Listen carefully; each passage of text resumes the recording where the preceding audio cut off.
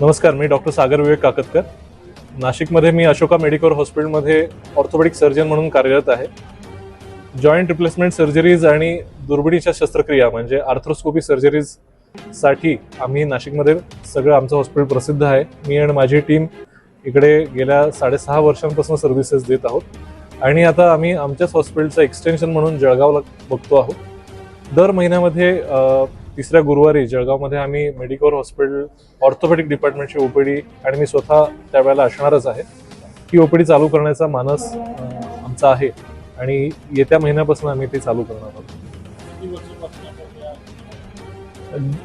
2015 साली माझं शिक्षण इन्क्लुडिंग मी पोस्ट ग्रॅज्युएशन आणि माझ्या फेलोशिप्स माझ्या कंप्लीट झाल्या. 2015 पासून मी नाशिकमध्ये कार्यरत आहे. नाशिक सोबतच मी पुण्याला सर्जरीज करतो आणि मालेगाव धुळे इथे पण 2015 पासून सर्जरीज करतो. पियुष हॉस्पिटल रिंग रोड जळगावला. पियुष हॉस्पिटलला तिसऱ्या गुरुवारी सकाळी ओपीडीला साधारण 10:30-11 वाजेपर्यंत आपण ओपीडी चालू करतो. प्रथम फी हे पियुष हॉस्पिटलशी डिस्कस केल्यानंतर आम्ही सांगू, पण साधारण 550 रुपये ही फर्स्ट कन्सल्टेशन असेल. जॉईंट रिप्लेसमेंटचे जे ऑपरेशन राहील एका पायाची सर्जरीची किती पर्यंत खर्च लागेल? सो जॉईंट रिप्लेसमेंटमध्ये आपण खुबा आणि गुडघा हे दोन्ही रिप्लेस करतो पायांमध्ये. खुब्याच्या रिप्लेसमेंटला आम्ही फक्त इम्पोर्टेड सांधे वापरतो आणि त्याच्याने साधारण 2 लाखापर्यंत एका खुब्याचा सर्व खर्च होतो मेडिसिन वगळता. आणि गुडघ्याच्या सर्जरीचं आपण पकडलं तर 1,75,000 हे आमचं नी रिप्लेसमेंटचं पॅकेज आहे. हे आयुष्यमान भारतमध्ये आहे काही?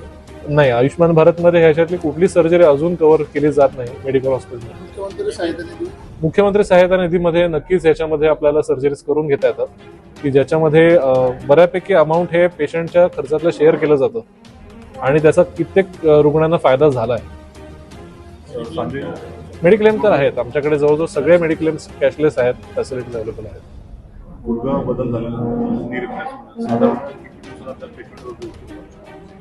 सो नशिबाने आता ज्या क्वालिटीचे जॉईंट्स आलेत आणि त्याच्यात आम्ही रोबोटिक्स वापरून आता अजून सर्जरीसाठी लागणारा वेळ कमी झालाय, कट कमी झालाय. दुसऱ्या दिवशीपासून आपण उभं राहून रुग्णाला चालताना बघतो. तिसऱ्या दिवशी जिनाशी चढ उतर करून बऱ्याच वेळेला 3 दिवसामध्ये रुग्ण घरी पण गेलेले असतात डिस्चार्ज. रोबोटिक्स सोबत काही एआय टेक्नॉलॉजी वगैरे? सो अजून एआयचा रोबोटिक्समध्ये डायरेक्टली जॉईंट रिप्लेसमेंटसाठी यूज होत नाहीये, पण मे बी पुढच्या काही वर्षांमध्ये येईल. आपण ते सर्जरी केलेली आता आपले जे रुग्ण आहेत इकडचे, मी ज्यांना आज मला भेटायला होते ओपीडीसाठी, त्यांचं हिप रिप्लेसमेंट मी केलंय.